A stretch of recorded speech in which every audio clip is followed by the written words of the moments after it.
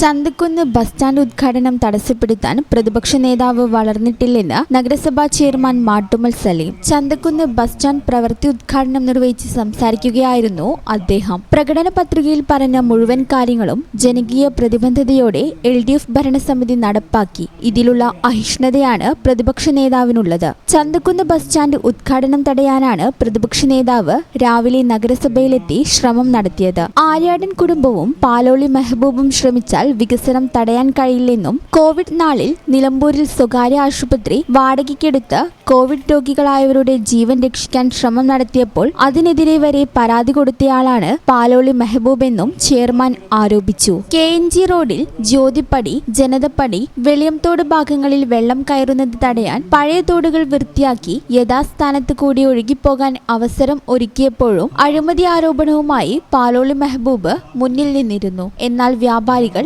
ആത്മവിശ്വാസത്തോടെ ഇവിടെ കച്ചവടം നടത്തുന്നു. ജനതപ്പടിയിൽ പെട്രോൾ പമ്പ് വരെ വന്നു. 20 വർഷം തുടർ ഭരണം നടത്തിയിട്ടും നിലമ്പൂർ ടൗണിൽ റോഡിന്റെ വീതി കൂട്ടാൻ LDF ഭരണത്തിൽ വരേണ്ടി വന്നു. 5 കോടി രൂപ പിണറായി സർക്കാർ അനുവദിച്ചു. നഗരസഭ ഭൂമി ഏറ്റെടുത്തു നൽകി. ടൗൺ നവീകരണം യാഥാർത്ഥ്യമാക്കി. നിലവിൽ 5 കോടി രൂപ കൂടി അനുവദിച്ചിട്ടുണ്ട്. ജനതപ്പടി മുതൽ വെളിയംതോട് വരെ വീതി കൂട്ടി ഇവിടെ നവീകരണ പ്രവൃത്തി പൂർത്തീകരിക്കാൻ MLAയെയും പാലോളിയെയും വെല്ലുവിളിക്കുകയാണ്. ഫണ്ട് അനുവദിച്ച് മാസങ്ങൾ കഴിഞ്ഞിട്ടും ചെറുവിരൽ പോലും അനക്കിയിട്ടില്ല. എന്താണ് ഇക്കാര്യത്തിൽ കാണിക്കുന്ന ഉദാസീനതയെന്നും ചെയർമാൻ ചോദിച്ചു. ആരോഗ്യ, വിദ്യാഭ്യാസ, പൊതുമരാമത്ത് മേഖലകളിൽ വലിയ നേട്ടമാണ് LDF ഭരണസമിതി കൈവരിച്ചത്. വയോധികരുടെ ചന്തക്കുന്നിലെ പകൽ വീടിന് കഴിഞ്ഞ ഭരണസമിതി വാടക ഇനത്തിൽ നൽകാനുണ്ടായിരുന്ന കടം വീട്ടിയതും മയ്യന്താനിയിൽ സ്വന്തമായി പകൽ വീട് നിർമ്മിച്ചു നൽകാനും LDF ഭരണസമിതിക്ക് കഴിഞ്ഞു. കൂടാതെ നഗരസഭയിൽ എല്ലാ വിഭാഗം കുടുംബങ്ങൾക്കും സബ്സിഡി നിരക്കിൽ കുടിവെള്ളം ലഭ്യമാക്കി. ചന്തക്കുന്നിലെ ബംഗ്ലാവ് കുന്നിൽ 10 കോടി രൂപ വകയിരുത്തി പുതിയ കുടിവെള്ള ടാങ്ക് സ്ഥാപിക്കാൻ നടപടി തുടങ്ങി. ഇതിനായി ഇവിടെ വനം വകുപ്പിൽ നിന്നും 10 സെന്റ് സ്ഥലം വാങ്ങി പകരം 10 സെന്റ് മമ്പാട് പുള്ളിപ്പാടത്ത് പകരമായി നൽകി. നിലമ്പൂരിന്റെ വികസനം മുടക്കി ബടായി പറഞ്ഞു നടന്നവർ ഇപ്പോൾ LDF ഭരണസമിതിയുടെ വികസനം കണ്ട് ഹാലിളകിയാണ് വില കുറഞ്ഞ പ്രസ്താവനകളുമായി ഇറങ്ങിയിരിക്കുന്നതെന്നും ചെയർമാൻ പറഞ്ഞു.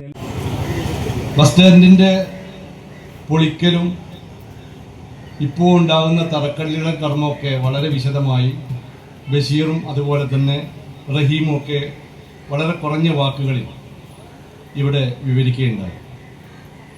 ഞങ്ങളെ സംബന്ധിച്ചിടത്തോളം നിങ്ങൾക്കറിയാം, 10-20 വർഷക്കാലത്തോളം പഞ്ചായത്തും 10 വർഷം മുനിസിപ്പാലിറ്റിയും ഭരിച്ചിരുന്ന UDFന്റെ ഭരണം അവസാനിപ്പിക്കുന്നത് ഈ നാട്ടിൽ നല്ലവരായ ജനങ്ങളുടെ മുമ്പിൽ 33 വാർഡുകളിലും ഒരു പ്രത്യേക ബോക്സുകൾ നിർമ്മിച്ച് ആ നാട്ടിലുള്ള ആ വാർഡിൽ വേണ്ട വികസന പ്രവർത്തനങ്ങൾ ഏതെല്ലാം ചെയ്യണം എന്ന് ചോദിച്ച് അവരിൽ നിന്ന് കിട്ടിയ അനുഭവങ്ങൾ ക്രോഡീകരിച്ച് ഒരു പ്രകടന പത്രിക നിങ്ങളുടെ മുമ്പിൽ വന്നിട്ടാണ് ഞങ്ങൾ നിങ്ങളോട് വോട്ട് ചോദിച്ചത്. ആ പ്രകടന പത്രികയിലുള്ള കാര്യങ്ങൾ പൂർത്തീകരിച്ചു എന്ന് മാത്രമല്ല, അതിന് പുറമേയുള്ള ധാരാളം കാര്യങ്ങൾ ഏറ്റെടുത്തുകൊണ്ടാണ് ഈ 5 വർഷം ഈ മുന്നണി മുന്നോട്ട് പോയിട്ടുള്ളത്. ആരോഗ്യ standing committee chairman Kakkadan Rahim അധ്യക്ഷത വഹിച്ചു. സ്റ്റാൻഡിംഗ് കമ്മിറ്റി ചെയർമാൻമാരായ PM ബഷീർ, UK ബിന്ദു, സ്കറിയ കിനാൻ തോപ്പിൽ, രാഷ്ട്രീയ പാർട്ടി പ്രതിനിധികളായ പരുന്തൻ നൌഷാദ്, K മോഹൻ, PT ഉമ്മർ തുടങ്ങിയവർ സംസാരിച്ചു. ഈ ചാനൽ ന്യൂസ്, നിലമ്പൂർ. ഞങ്ങളെ പറ്റി നിങ്ങൾക്കല്ലേ കൂടുതൽ അറിയുന്നത്? പരിശുദ്ധിയുടെ സുവർണ പാരമ്പര്യം. Hayath golden diamonds, Valanchery.